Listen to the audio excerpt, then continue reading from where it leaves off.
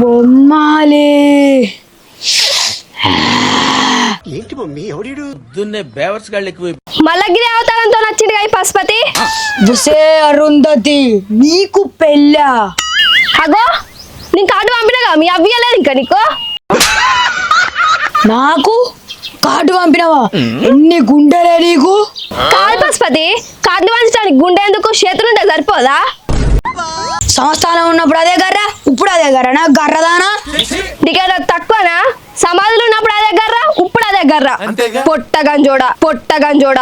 పశుపతి అంటే నీకు భయం పోతాందే, అందుకే అట్లా మాట్లాడతాను. పొట్టగంజిదానా?